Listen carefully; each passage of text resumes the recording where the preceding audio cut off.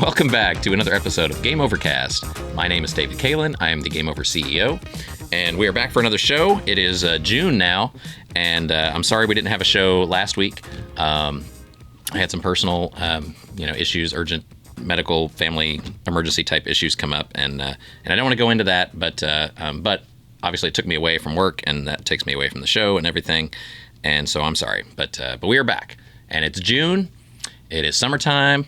It is hot as you know what in Texas right now. It's been like 100 degrees or more every day for like a week. The forecast is all hundreds. It's like digital code. It's all like 10, 10, 10 when you look at the weather forecast.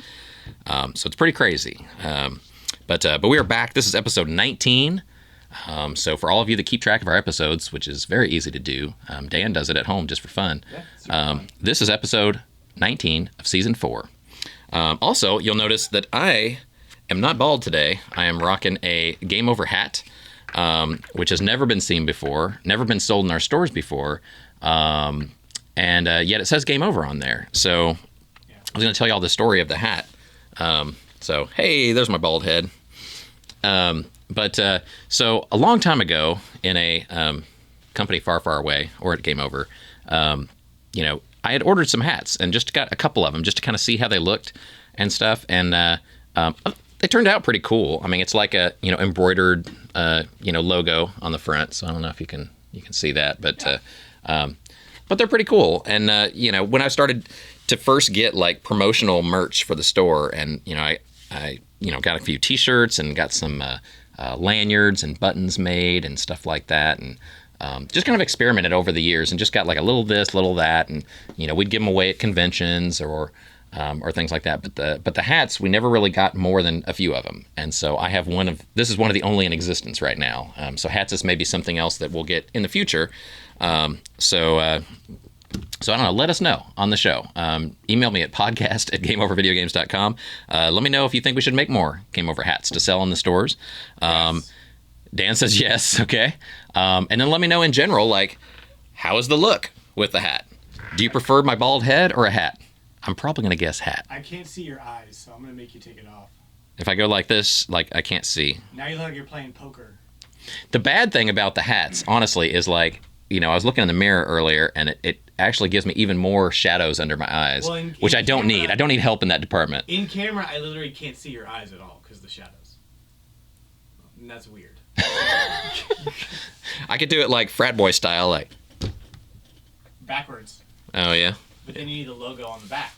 There, see, that's what's up. That's what you need to do. That's the winner. Yeah.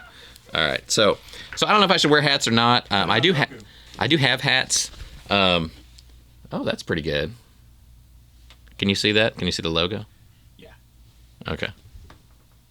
It actually looks pretty good on him. All right. Yeah, he can wear it. That's fine. I'm sorry for all of you that were getting excited about not watching my bald head for an hour. Sorry, there it is. But yeah, I do have hats. When I was younger, I used to wear hats like that, baseball caps, all the time. A lot of times backward, because that was the style. But okay.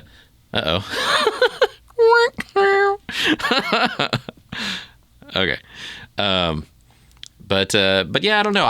I don't wear them a whole lot anymore. I do have a couple that I wear, I guess from time to time. But especially when I'm outside. When you have a head like this and you live in Texas where it's very hot and sunny a lot, it's not very good for you. You might end up with skin cancer. Hello, my ear. And other things because that sun, man, it's a killer here. Anyway, so let us know what you think about the hats. Should I wear them, and should we make more for with Game Over logos and stuff for us to like sell in the stores? So let us know. Comment on the show. Other than that, though, like I said, I'm really sorry we missed last week. This week's show, honestly, not a lot of time has been put into planning this one, so it's gonna be what it's gonna be. But I always do my best. But I like doing the show, but oftentimes I run out of time to really put it together like I probably should. So I plan out some things and I look for like news stories and things, but it's. And as fun as it is, and I love Dan, I love hanging out with him. But love you too. Yeah, I love you too, man. But it's not my main job. It's not even like my top 5 jobs at Game Over that I do. It's on the list. It's somewhere down there. But anyway, I do it for fun, for a little break every week, and I know a lot of you watching the show really enjoy it, and so keep watching, keep commenting, tell me how much you enjoy it or whatever, because I definitely I appreciate that feedback. It makes me feel like it's worth doing these couple hours a week that I put into the show. So anyway, let's get on with the show. So this is a 2 weeks worth of news and information and entertainment, and so sit back and get ready to enjoy the hell out of the next hour of your life. It's Friday, it's going to be fun, and let's go right into level 1 with current events. And we're back with level 1, current events. So what's going on right now in the world of gaming in the past few weeks? Let's see. First of all, I've got to report some sad news that Sony is winding down support for the PS4. So it's been reported that by 2025, which is just 3 years away, there's going to be no more PS4 support at all. And basically, Sony anticipates by then they're going to have 50% of their games be on PS5, 30% on PC, which that sounds a little high to me, and then 20% on mobile. That sounds a little low to me. But anyway, that's their plan by 2025. That leaves 0% for those of you doing math at home for PS4 games. So essentially, over these next couple of years, the PS4 support is going to disappear. So it's a sad day. It's hard to think that PS4 is soon to be a retro, abandoned console, but it is. But they've been out for like 10 years. When did PS4 come out, Dan? Do you know? 2013. 13, yeah. So it's been like 10 years, and in 10 years in video game years, it's like dog time. It's 10 years is a long time. If you have a dog that's 10 years old, you need to just be extra nice to that dog because it probably doesn't have much time left. Sorry, I shouldn't say that. But anyway, yeah. So they're winding down support for PS4. Hard to believe. Let's see. In France, we've got some French news. We do. Apparently, the Culture Ministry from France. It's a part of the government that controls, I guess, the culture and vibe of French culture. But they have now mandated new video game terms to be used because apparently, I guess, a lot of the video game related terms that are used globally are basically English words, and they don't like that. So now they've got new words, and these are going to be great. And plus, I will start off by saying I don't speak French, but I'm going to pronounce all these words for you, and I'm sure I'm going to do fantastic. So, okay, get ready. So now, what they want is to avoid all these English terms. They want to have them, French culturally accurate terms. So if you're a pro gamer, you're going to be now called a joueur professionnel. Is that good? Okay. So like professional gamer. Okay, that kind of makes sense. Okay, cloud gaming. Cloud gaming, that is described now as jeux vidéo en nuage. And I may be doing this totally wrong pronunciation, but so essentially those 2 words now became 4 words. So, good. Okay, streamer, this is a good one. Streamer, 1 word, means, you play games online, right? So streamer in France is now mandated by the government to be called a joueur animateur en direct. So they took that 1 word and made it into 4 words. So that's a lot more convenient for everybody doing press in France related to video games now, isn't it? They have a list of words they can use.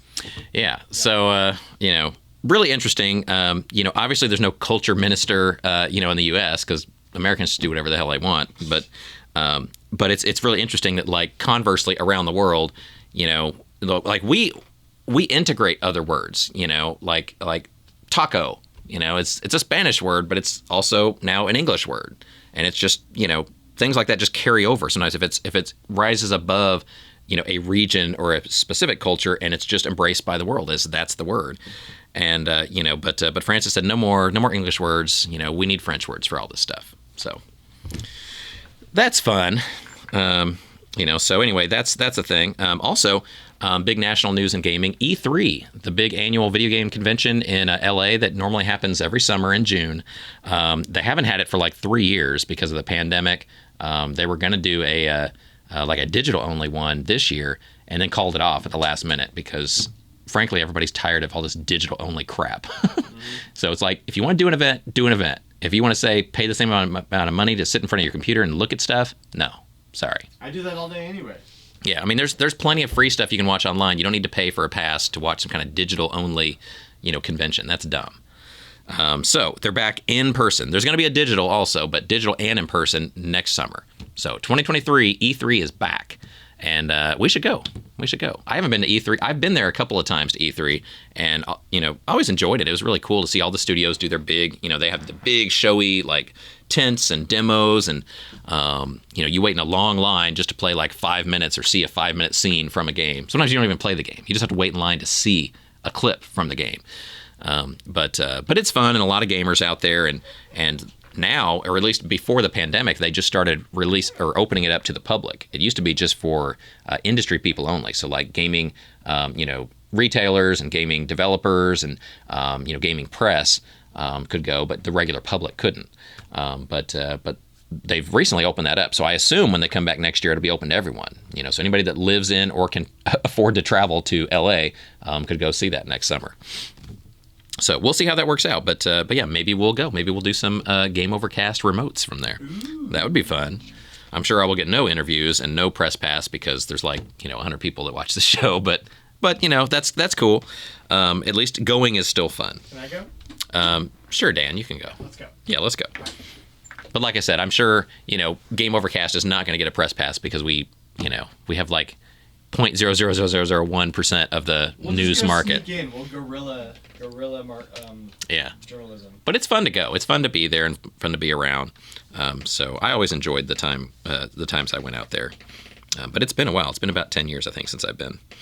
Okay, in more retro gaming specific news, Sega has announced they're doing a Mega Drive 2 Mini. So the Sega Minis that came out, they're doing a Genesis 2 Mini. So what's cool with that is not only are they doing, more games, so it'll be all different games than were on the first one, but some of the games on it are going to be some of the Sega CD games on there. So that's cool. And this is only in Japan right now as far as what it's announced. So we're hoping it comes to the U.S. But they're saying that it's going to look like the Sega Genesis Model 2, but they're also going to have a little base for it that you can set it in that has a fake CD player that kind of adds onto the side, like the CD player version 2. And then when you open it up, it'll have like a fake little CD game in there spinning, and you have a little cartridge. You can put it in the cartridge slot of the system. So just for decoration, it'll look cool on your shelf. It'll look like an actual mini Sega 2 with the Sega CD 2 hooked together on your game shelf. So anyway, really cool. Some of the big games, Sonic CD and Shining Force CD, that'll be on there. Plus, I don't have a whole list of the games, but there's going to be a bunch of other stuff that was not on the first Sega Mini. So really cool. So that's coming out. Did I get the date? No, of course I didn't, because I'm not really a news guy. But but it's coming soon to Japan and hopefully to the U.S. after that. Intellivision update. So Intellivision, we've talked about this a few times on the show, and Intellivision has always been around, but they were planning this big comeback with a new system called the Amico that was going to be like a small digital type modern style Intellivision machine console that you could buy games digitally for, and they'd all be family friendly. They'd all be designed for group play, like couch co-op. And honestly, to me, it seemed pretty cool. But they've had several years now of like pushing back the release, and obviously the pandemic happened, and that didn't help anybody, in that front. But even after pandemic, they haven't released the machine yet. So producing them's been a problem. The pricing has been a problem. The press they've gotten has been a problem. They've been trying to like sell the company, or basically avoid bankruptcy lately. And so I haven't heard a lot from them in a while. But actually, I'm on their email list, and I got an email this week, kind of talking about the updates on what the situation is right now, because Tommy Tallarico stepped down as CEO. And so basically, the new CEO just sent an email, just kind of bullet pointing like the status of everything within Intellivision. So he says they removed the fundraising campaign on Start Engine because they weren't raising money. They got a lot of bad press for that, I believe, too, in social media. They've cut their operating costs a lot, which is hard to believe they had huge operating costs to start with, but apparently they did, and they had to cut those. They're licensing their IP to other platforms, which they say will raise awareness of Intellivision and Amico, but typically that's just a way to get money, easy money, really, is licensing IP. So here you can make a game of this, property, and just give us money. So they're doing that. They're going to do a test production run of the consoles soon. They're also trying to process refund requests. People have put deposits down that now, because of all the uncertainty and everything that's happened, they're just like, no, I'm out. Just give me my refund back, or give me my deposit back. So they're trying to process some refunds too, but they're going to start an initial production of units of consoles to cover all their pre-orders and their major distribution partners. Major distribution partner, I think, is GameStop. That's the only one. Like for me or us as Game Over, and I think this is honestly to their peril, that there was no talk of ever selling these things to third-party distributors or to independent video game stores. They went to GameStop and they got a deal for GameStop to buy some of them, and that's great. That gets you nationwide. But really, the appeal of a machine like the Intellivision Amico, I would think, would be in all the retro gaming stores like Game Over. And granted, it's hard to get a national rollout like that because they're all small, independent, just one in each city or whatever. Game Over is probably one of the biggest chains of retro game stores, and we're not that big either. We just have 12 stores. But for most other independent gaming stores, they have less than 12 locations. So if you add it all up, we're one of the biggest of those, but there's a huge gap between us and GameStop. But anyway, it just seems like the stores that actually sell retro games would be a huge market for that they're just kind of missing. But anyway, so they're going to at least make enough to fill the pre-orders for the major companies like GameStop. And that's it. They just say more to come, more news to come. So they were supposed to make a new Earthworm Jim game for the system. Yes. But since 2018, we've heard literally nothing. Yeah, so Dan is not happy about this. So I wanted my new Earthworm Jim. He wanted the new Earthworm Jim, and they talked about that, and even their other IP. The whole advantage of it was Intellivision has some cool IP, yeah. And they had with Tommy Talrico and some of the other original game designers that they pulled back in to this company. People were really excited about the potential games they could do. And everything, it was literally required in their contract that the Intellivision Amico version of everything had to be different from anything else. So even if they had an Intellivision collection on Switch or PS5 or whatever, like every game that came out on the Amico would have to be different than those and have a different version. Well, and I thought that was a smart thing. Yeah. Everything had to be family friendly, like PG or lower. And so that's questionable if you really need to do that, I think, especially on retro style games, because they don't get that violent anyway. But just as a parental control, I guess that's, I get why they did that. But if they give up the IP, then maybe they will release Earthworm Jim on Switch or something later. But the Amico version, if it comes out at all, it'll have a slightly different version, maybe a group playing option. But that'll be the only difference. And so then, is that going to be enough of a difference to justify buying the console to play that? So that's literally why companies get out of the game console business in the first place, because Sega can make a hell of a lot more money just producing Sonic games on freaking everything than they can from making some kind of new console like Dreamcast 2 or something. Like they would lose money for years on a Dreamcast 2 or some kind of current gen, competitive console, because the electronics and the hardware, and nowadays inflation, production in China, shipping delays. You can't start up a brand new electronic device and get mass distribution at reasonable prices now. Dreamcast Mini, though. Yeah, they could do a Dreamcast Mini. Why haven't they done a Dreamcast Mini? They probably will, because that's easy money too. But anyway, so I'm not sure what's going to happen to the Intellivision Amico, or honestly the company as a whole, because it just seems like they just kind of keep making kind of boneheaded decisions. But anyway, they sent out an email just to detail all that out. So now we all kind of know where they stand. It didn't really, I don't think, make people feel better, but just it was nice to get up to date on what's going on. So I guess that's good. But anyway, for anybody interested in Intellivision Amico, it's still out there, still coming, apparently. And I guess more news to come on that. So that's it on news and info. Let's see. Now we're going to go on to level 2, and we're going to talk about company events and find out what's going on right now at your local Game Over video game store. And we're back with level 2, company events and info. What's going on right now at your local Game Over video game store? First of all, we have some Game Overcast news to give you, a little update. You know how on the show I talk about send us an email at podcast@gameovervideogames.com. Those emails go straight to me, and I can see that, and I know that's separate from my normal mess of emails, so it's something about the show. And I don't really have that written down anywhere, I don't think. I just say it on the show and have it like in the descriptions of the show. But we're getting spam now to that email. So thanks, Internet.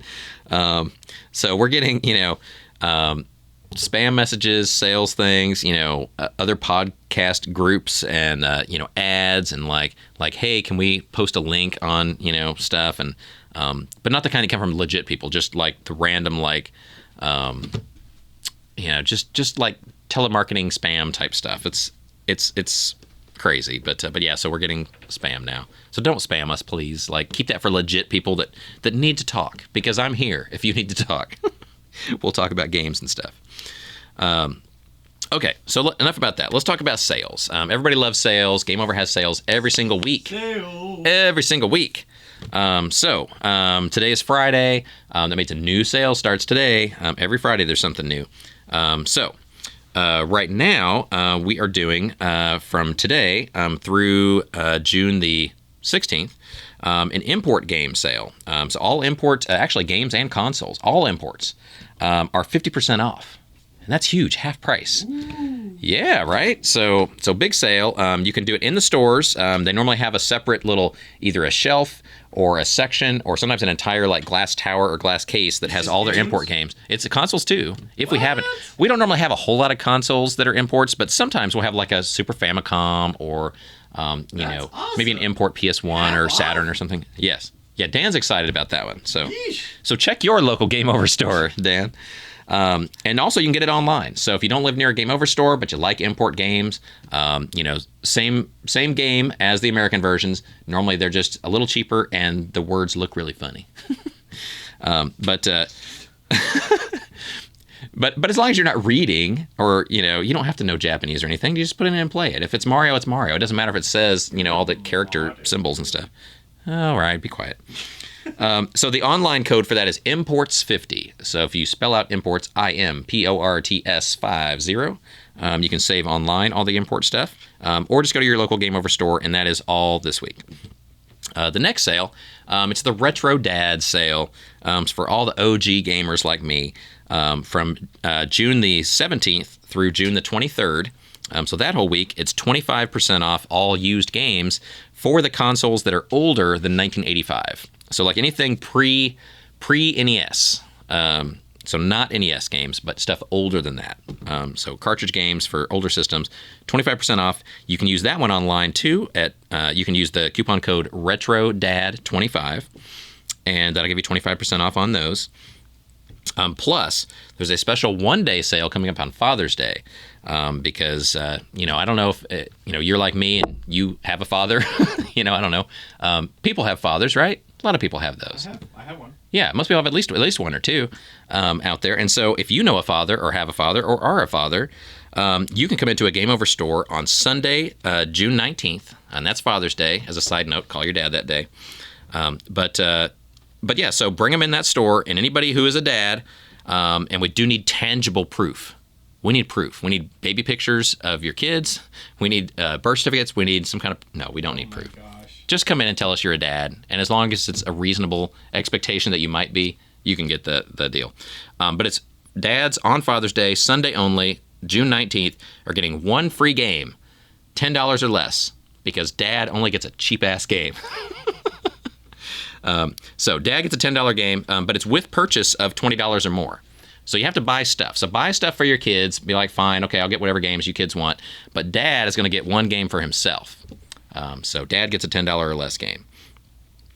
So that's one day only, Father's Day. So come into your local Game Over video game store for that. Not available online, so you got to get dad out of the house and go drag him into the Game Over store to get that deal. Also this month in June, we're still doing Trade Bounty on Nintendo Switch titles. So if you go into your local Game Over store, they normally have an LED board up in the front somewhere, and they'll have a list of titles they're looking for Switch, things people have asked for, customers wanting in that store. And if you bring those titles in, you get extra money on those. So definitely bring us your old Nintendo Switch stuff that you're not playing anymore, and we would love to have it this month.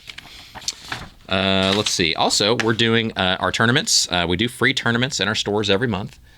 So we got the next Super Retro Challenge coming up actually this weekend, June 11th. And if you watch the show after June 11th, the next one is going to be July 9th. So it's basically always the second Saturday of every month. And there's certain stores that do it. There's one in each kind of market that we operate in. It's Bellevue, Washington. It's Arlington, Texas, in the Dallas area. It's the South Austin store. It's the store in San Antonio and Selma on the north side. And then in Houston, the 1960 location on the northwest side. So they're all doing free tournaments. So Saturday, June 11th, and Saturday, July 9th. Those are the next two. If you want to know what games they're playing, I don't know, something fun. So check out their local Facebook pages, and they'll have all the details on the game, the rules, the sign-up times, and all that kind of stuff, so you can be a part of that. So it's just fun, just something to do with other people in the neighborhood. So no pressure, no cost to enter. It's just for fun. So come check it out. Also, Classic Game Fest news. I have quite a list for Classic Game Fest today. So we're getting very close to the big day, or the big weekend. So Classic Game Fest weekend is about 6 weeks away, depending on when you're watching this show or listening to it. But we're early in June, and it comes late in July, so it's about 6 weeks to go. More booths, more vendors, more guests. We keep announcing stuff on the social media like every week. Emails.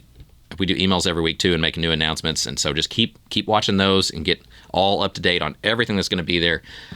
Tickets are available now. You can go to classicgamefest.com and buy tickets. We've got now over 118 at last count vendors, artists, and guests lined up. So it's 118 different booths. And most of those have multiple tables, multiple chairs, and stuff like that. So when you compare it to other events that say we have 100 tables or 200 tables or something, 118 booths that have multiple tables, we're probably talking like 300 or 400 tables at this point. This thing is huge. Bananas. Yeah, it is bananas. And so CGF wristbands are also now available in all the Game Over stores in Texas. So there's 10 Game Over locations across Texas, Dallas area, Houston area, San Antonio area, and Austin areas. So if you can find in some of those Game Over stores, go get your wristbands there. They're cool, they're pretty, they're blue. They're $25. That gets you in both days, plus it gets you early on Saturday. So you can pick that up. The list of guests thus far. Here we go. I'm going to give you the rundown. So Daniel Pacina, Mr. Mortal Kombat. Emma Pearl, Abdallah Smash, Tim Kutzrow, Paul Niemeyer, Brian Collin, Brett Weiss, Jordan's Cosplay, Jeffrey Wittenhagen and Frank Wood, Ryan Berger, George G to the Next Level Grayson, and David Murray, the 8-bit guy. So I love G to the Next Level. He's great. Yeah, it's a great lineup. A lot of these have been here before. There's also some new ones in there, so we have all those posted up to the ClassicGameFest.com website on the guest page. You can click on that and see all the pictures and see like, oh, okay, I know who that is. Get information about them. But a great lineup of guests. Bands, live music is always a huge part of CGF. It's one of our staples every year is live video game music performed on stage all weekend long. So it's not just one band, it's not just one night, it's the entire event will have live music. So live music lineup this year, The Arcadian, Descendants of Erdrick, Bitforce, Creative Mindframe 1UP, DJ Rockman, Masters of Unlocking, Zero Wolf, Gross Angel, 88-Bit, and K Murdoch. So quite the lineup there.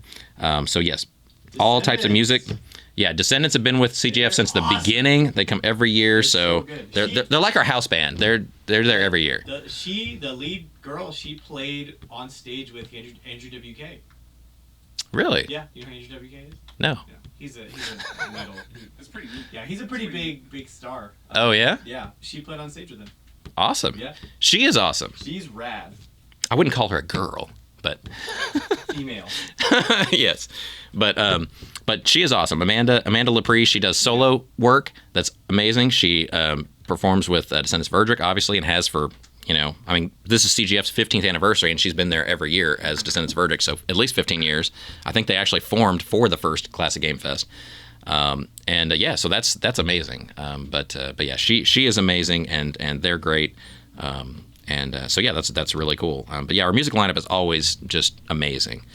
So if you just shop the vendor hall, visit with the guests, that's one of the things about CGF that's makes it so different than other conventions. You go to a gaming convention, a lot of times all there is the vendor room, and the vendor rooms are often pretty small. You kind of go find the games that you can get or find there, and then in like an hour you're done and you go home. But CGF's not like that. Like, you actually want to stay at CGF all day, both days, all weekend long, because it's just nonstop bands performing. All these guests that you can meet. There's cool panels from some of those guests. And then there's the vendor room, and and in the vendor room, it's all video game related stuff. So every booth has video game related stuff in it. So it's not just like a hodgepodge of random stuff. It's all gaming related, and so it literally takes all weekend to kind of see it all. So anyway, we hope that you join us for Classic Game Fest. It is coming up July 23rd and 24th at the Palmer Event Center in Austin, Texas. Tickets on sale now, and information galore at classicgamefest.com. So check that out. Also, the last thing I've got for this section is we got a new item at Game Over Stores, and I like to show you all the cool new stuff first. So if you watch this podcast, you get to see this stuff sometimes before it even shows up at your local store. But we got another new vinyl. We're doing records because all the kids love records. Yo! Power Stone. So, and I think this is Power Stone 1 and 2, actually. I just want to hang that on my wall. Yeah, it is cool. You can get frames at Hobby Lobby for records, too. Yeah. So, that would look cool in a frame. But yeah, so the Power Stone soundtrack. It's a single record, both sides, but it's got, a bunch of, the tracks from the game in there. The last one is called Game Over. Oh, the Game Over sound. Okay. So yeah, it's got that, $39. They're available right now on our website at GameOverVideogames.com. You can buy one now and have it shipped to your local store to pick up for free, or shipped to your house for $10. I like the little foil effect. So there you go. On the Power Stone there on the front. So very cool. What do you think, guys? I'll take one. Yeah, very cool. Did you notice, by the way, at the break that Grogu went all gangsta on us? Oh, his hat flipped. He's like, what up, players? That was a horrible gangster voice. Anyway, so that's it on what's going on at your local Game Over store. So now let's go on to our features section, and today we're going to talk about Atari. And we're back with today's feature, and the feature this week is Atari. Did you know that Atari is having a birthday this month? Did you know that, Dan? What? How old is it? He didn't know. How old do you think Atari is, Dan? 40. Let's see. Nintendo was 85. Nintendo. So I'm gonna say. Well, that's Nintendo NES is 85. Nintendo's older than that. Nintendo's old as dirt. I know. All right. So Atari. I'm gonna guess. When was the company Atari founded? I'm gonna get the company of Atari. Not just this sweet boy right here. I don't know that. I bet that system came out in 1980. No. So the original Atari came out. This Atari, the 2600, also known as the video computer system. This came out in 1977. What? So, but Atari, the company, was officially founded in 1972. So Atari is having right now, this month, is Atari's 50th anniversary of existence. That's cray-cray. Yeah. That's older than me. What? Yeah. Barely, but... Ooh, we did well. Yeah, but it counts. It counts. But yeah, so Atari, the company, was founded June 27th, 1972. And then, at that time, in like the early 70s, a lot of it was, like Pong machines. And they had other sports that were basically all like Pong machines. They didn't have cartridges. There's just like a machine you'd hook up to the TV. It had controls or paddles, and it would be some degree of a line bouncing a ball back and forth. And so sometimes they would call it soccer, sometimes they call it tennis, sometimes they call it, I don't know, hockey? whatever. I don't think they ever called it hockey, but they had like different game modes where they'd call it different sports because they'd have multiple like lines on each side, or the trajectory and like the bouncing of the balls and stuff like that. But anyway, it was basically like Pong type machines. But then in '77 they had this one come out, and that was the thing that revolutionized gaming. It wasn't the first gaming console to have cartridges removable, but it was the first one that really went mainstream. Like you could find this thing in the late 70s and early 80s in just about every single toy store, electronics store, department store. I mean, they were everywhere. And so really cool. Oops, sorry. It was also my first console. So, when I was a kid, I was born, I shouldn't say this, I guess, but I was born in 1975. So I'm 46. I'm almost 47. Thank you. Man, you look good for whatever, how 47 or whatever you just said. Yeah, 46 right now. Okay, But thanks. In August is my birthday. But I mean, and I got my first gaming system, and it was an Atari, just like this. And I probably got it around 1980 or 81. So they'd been out for a while. It was very mainstream, and I was a kid of 5, 6, 7, something when I got an Atari. And so in the early 80s, the very early 80s, that's what we got. And, I had the pack-in game, Combat, like this. And then I had some other games, like I've talked about on the show, I guess. I had the original Pac-Man, where it's just like a blue screen, and it was just really, like, Pac-Man would be facing this way the whole game. So, like, even when he'd go backwards, it was like, it was just the really kind of generic Pac-Man. It all fit on one screen. There was no scrolling or anything, and it was very different from the arcade Pac-Man. But it was Pac-Man. It was fun. And so we had that. Yar's Revenge, one of my all-time favorite Atari games. What else do we have? Adventure. And that was really fun because that was like the first time I ever played a game that was not like a arcade style game, because that one, it was it was like Zelda or something. Like you had to actually, like, there was a map, and there was some kind of a strategy, like you had to do things in a certain order, and you'd hit like a castle that was locked, and you'd have to go find the key to unlock that door. And it was the first game I'd ever played like that. And so at the time I found it really freaking confusing and hard. But then, obviously now, it's not that complicated of a game. But I remember as a kid of like 6 or whatever, I was like, whoa, what do you do? Like, I went to this castle and it's locked. Like, how do you open a castle? I don't know. Yeah, I was a bright kid. And, but yeah, so we had that. What other games did we have? We had E.T., which everybody loves to hate on, but it wasn't really that bad. And Defender. That was a game I really liked. I played a lot of Defender too. Missile Command. Oh man, I love Missile Command too. That's a lot of fun. But yeah, had some really, really great memories of that. I remember being a little bit older, like in the mid 80s or late 80s, when they had the Atari crash in '83, where like the market kind of fell out, and it got so mainstream. There was just a glut of them. And like the E.T. cartridge came out when that movie, E.T. Came out in the 80s, and they actually produced more E.T. cartridges than Atari game consoles existed at the time, because they figured, like, they're just going to keep selling Ataris every year, so they might as well go ahead and have a bunch of these games ready, because everybody's going to want the E.T. game for Atari, right? And then it, as we come to find out, the sales started to go down on Ataris when that game came out, and so they had just stacks of them in warehouses and stuff, and they had to literally like throw them in trash landfills because they couldn't sell them. Even the whole market for gaming kind of collapsed there. And so then what games were left for Atari, like E.T. and like some other ones, I remember as a kid riding my bike in the 80s to a local like grocery store, and I guess it'd be kind of like today what would be like not a grocery store, but so much as like a really small Walmart, like that kind of store.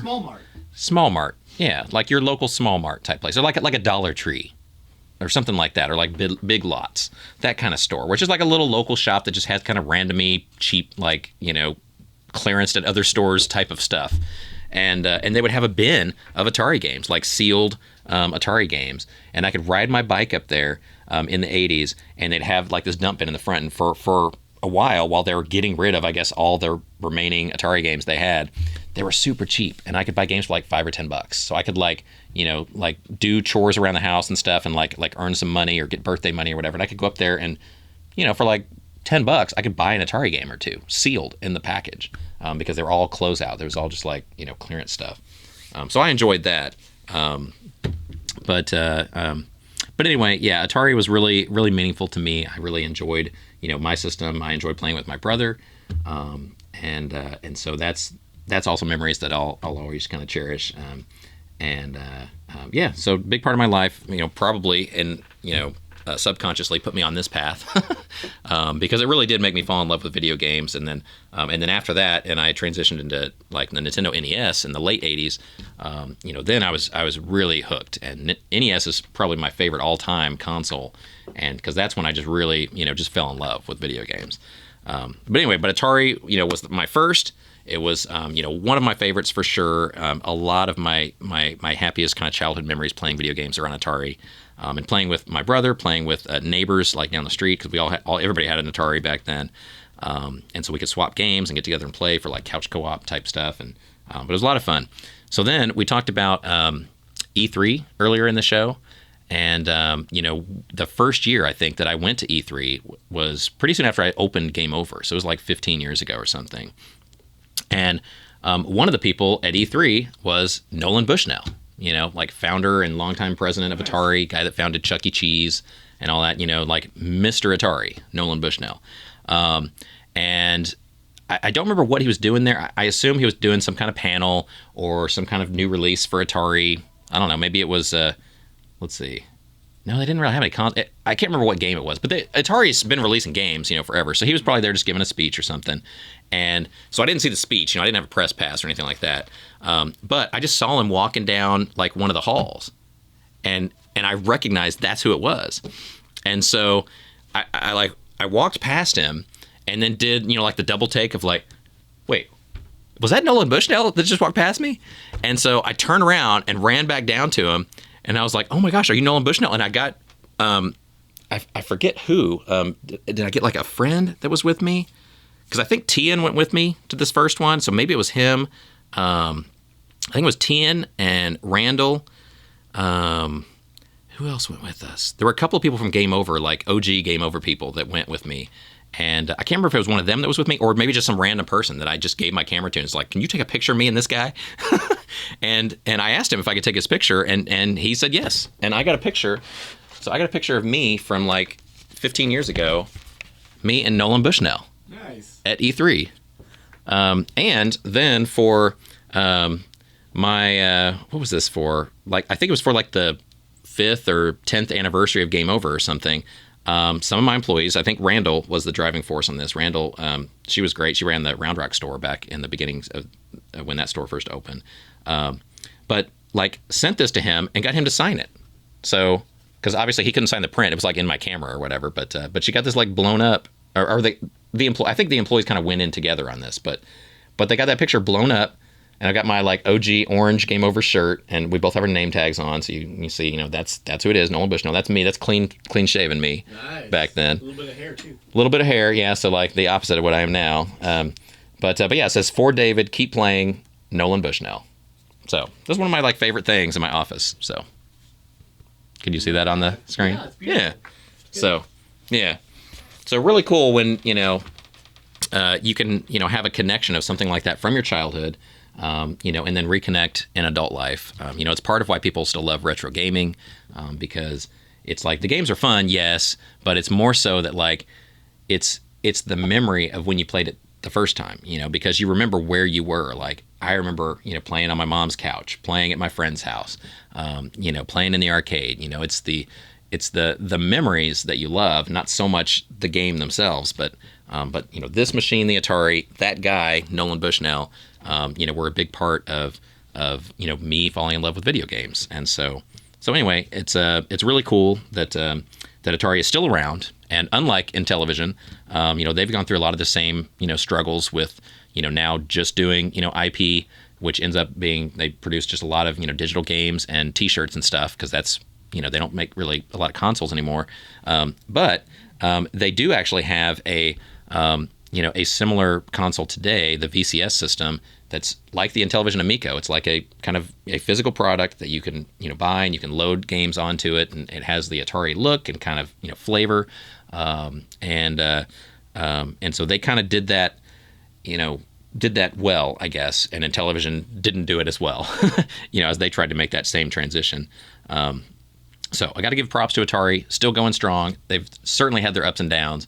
They've been the most iconic, heights of the video game world. They've also created some of the video game, lows of the entire video game industry. But through it all, they've they've been there, and they're still around. So really cool. So happy birthday to Atari, 50 years, older than me, and instrumental in my life. So thank you, Atari. Also, it's been reported now that Lego is making an Atari system.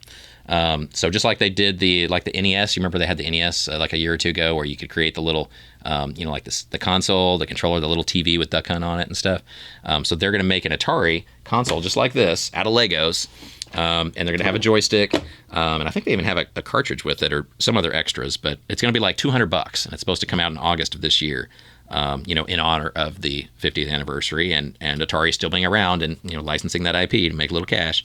But it's really cool. So it's it's probably the one of those rare Lego things these days that I'm like, I think I need some Legos. I need to get one of those. So that's coming out in August. So be on the lookout.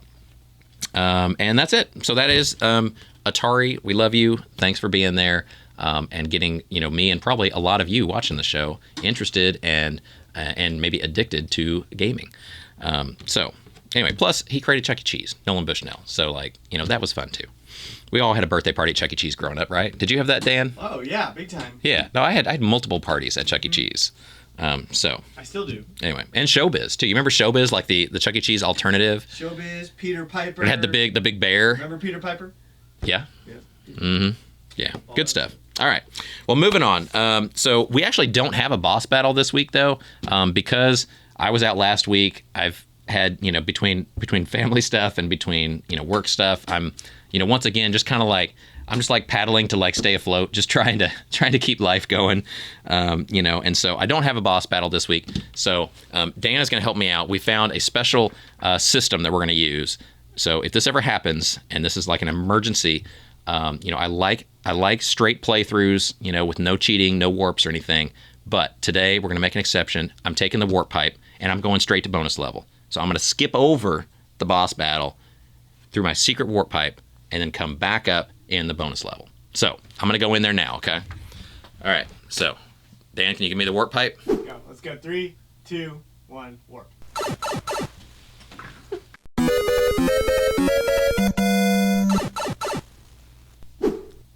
And I'm back. Wasn't that fun? It's sometimes those warp pipes and warp zones, they're really beneficial because I like playthrough. I like to know all the levels of the game, but sometimes you just kind of want to save some time, cut right to the end. So we might use that from time to time. So there we go. So now we are on the bonus level, fan feedback, favorite part of the show, and we have a lot of feedback. I guess because it's been 2 weeks. You guys miss me, right? Okay, so we're going to run down all the feedback right now, and I'll try and run through quickly. Let's see. New comment, a guy named Wes. Hey, Wes. He never knew we had a podcast. So, yeah, I know. Most people don't. Because that's what we do. We prefer less viewers than your normal podcast. No, it's cool that we have one. It's cool that he found it. He says Game Over is a great store. He goes there almost every week. He's from the Houston area. Goes to our store in Webster, down towards Galveston. So thanks for your support, Wes. Appreciate you joining us on the show. Let's see. Chris, frequent commenter on the show. He was talking last week about the Marvel Capcom game and Larry had been on the show, I guess, a couple weeks ago showing his copy. And then Chris commented and said, well, I have the Dreamcast, version. And Dan was like, oh, it's only a few dollars more valuable or whatever. But Chris says it's not just about the money.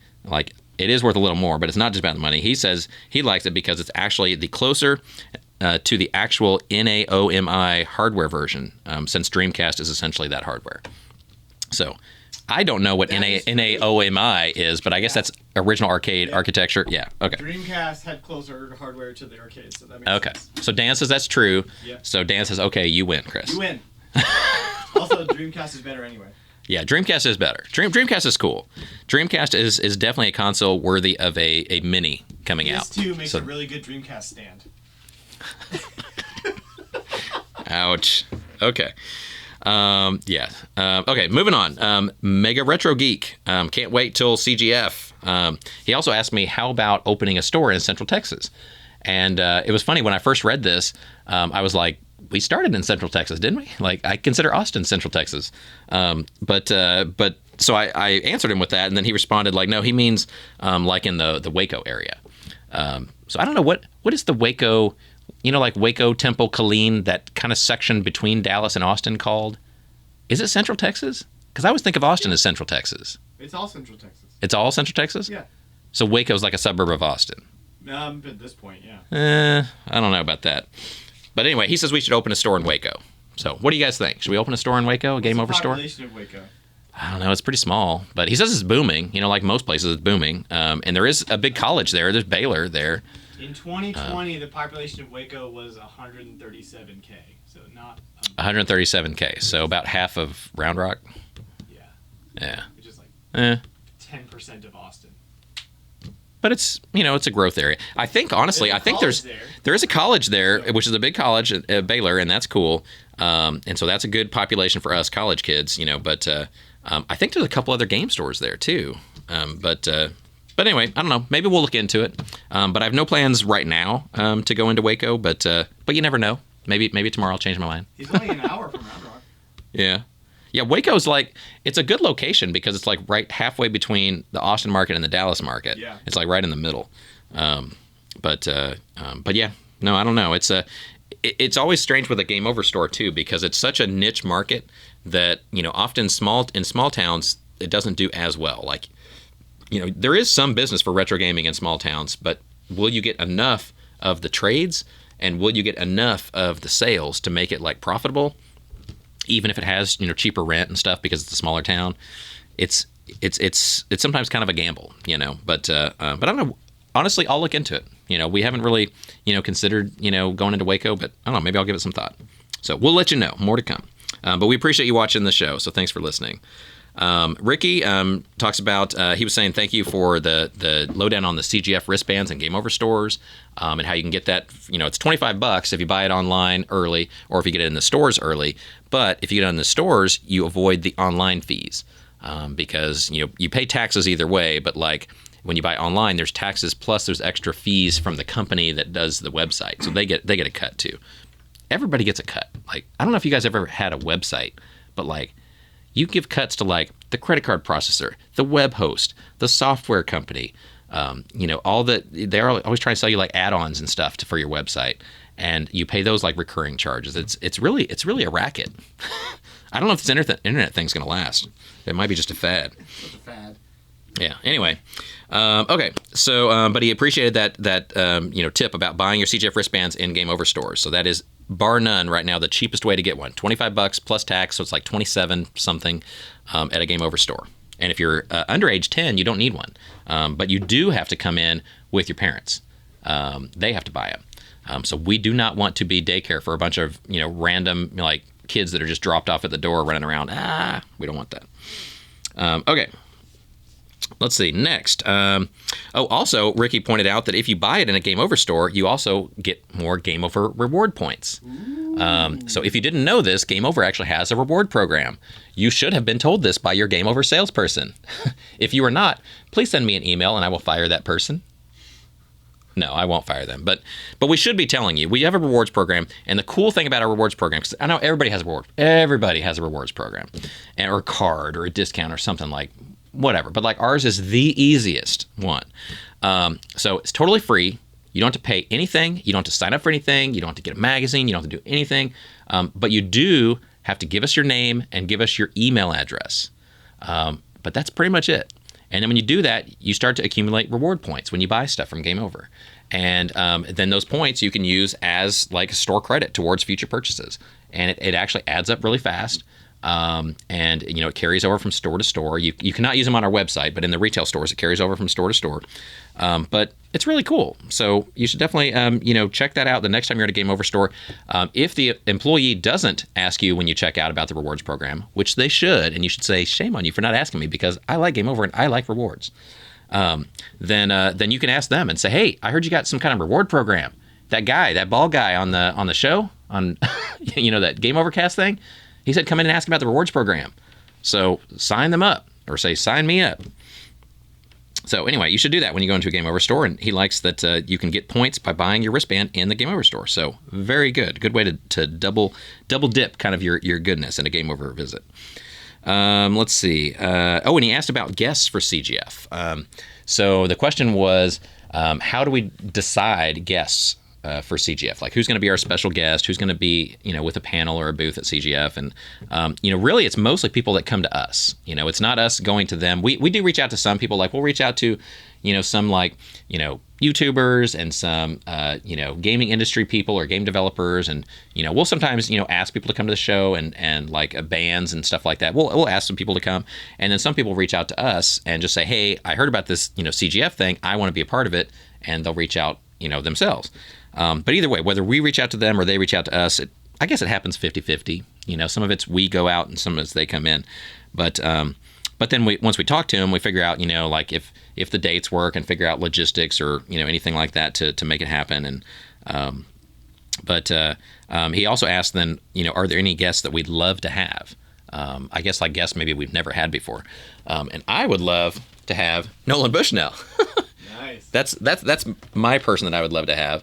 I remember, reaching out to him years ago about being a guest, and it was kind of an awkward thing where it was, and to be expected. I mean, he's a big time, CEO. I'm a little time CEO, but he's a big time CEO.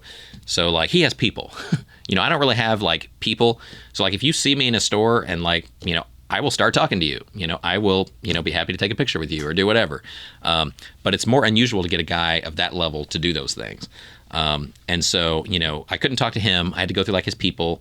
And then, when it got to like the logistics and the amount of money and stuff like that, and I was like, well, this is like getting way beyond the scope of CGF at the time. So maybe now CGF can afford him. I don't know. But I do hope someday to have Nolan Bushnell at CGF. That would be, one of my dream guests. But otherwise, I don't know. Dan, do you have anybody that you've wanted to see at CGF over the years that you haven't seen? Yeah. We've had some amazing guests over the years. Yeah, let's get Charles Martinet. Yeah. And let's get Reggie.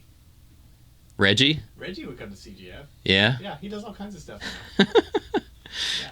That also might be above our budget, and I'd have to go through like 10 different people to try and get in touch with him. Yeah, he's pretty available on social media, so I don't know. Okay. I bet he's easier to get than you think.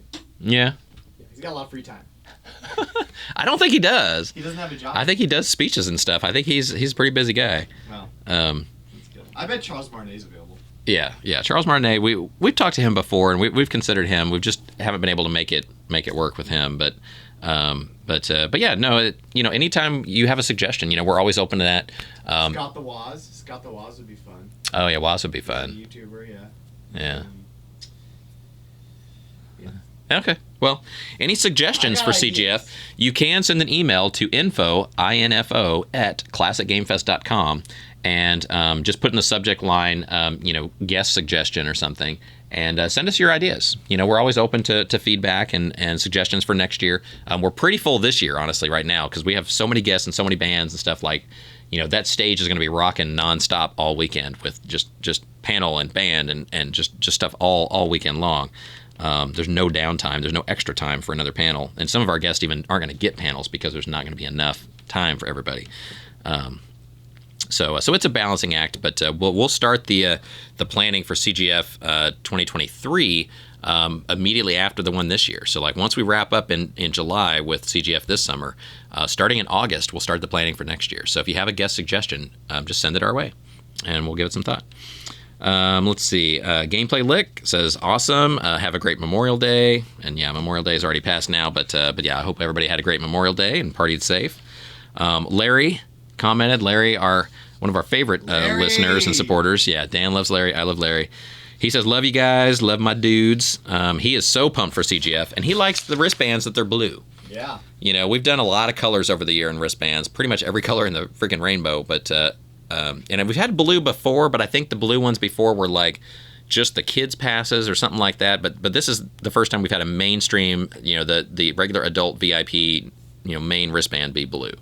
So this year it's blue. So he likes that.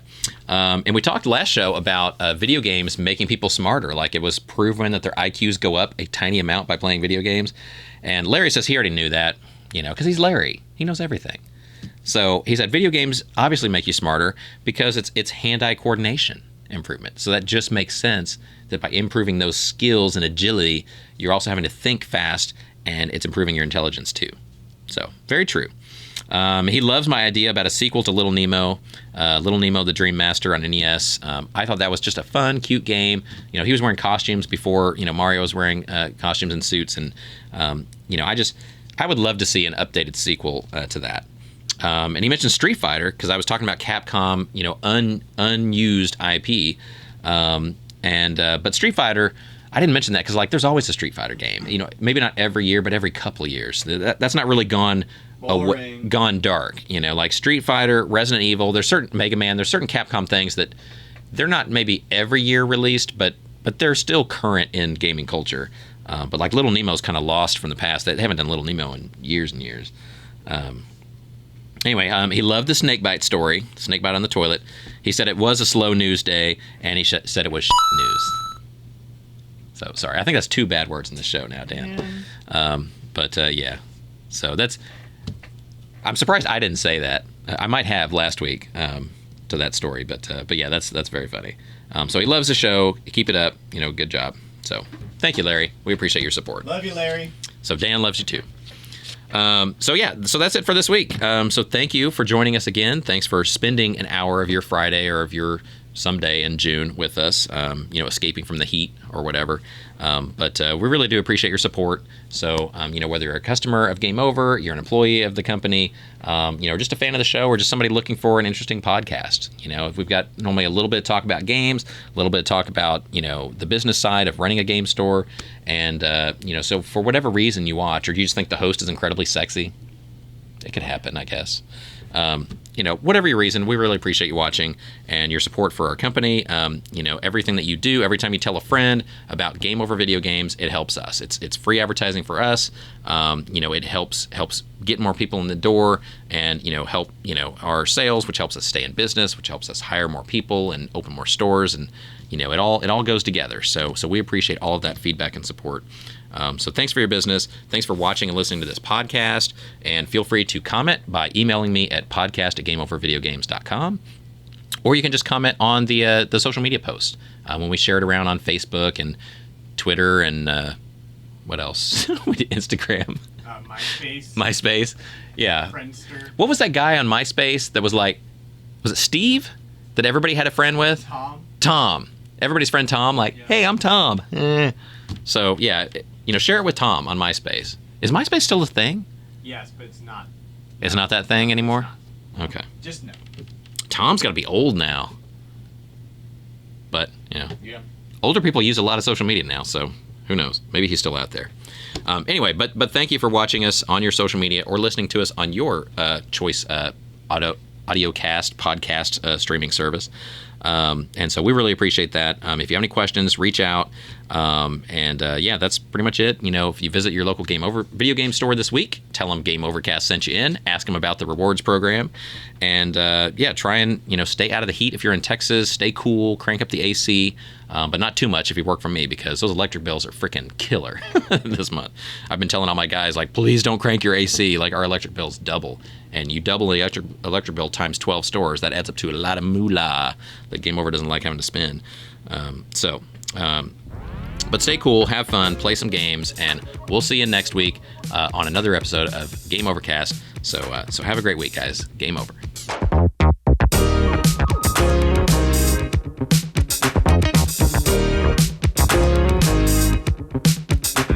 I try to be clever, but it's hard to do it on command. It just happens. I know. Genius just happens, Steve. It's like crap. It just happens. Everybody. Mm-hmm. Everybody poops. I just did. All right, ready? Yikes. 3. That's probably not on the microphone, so nobody caught that. No.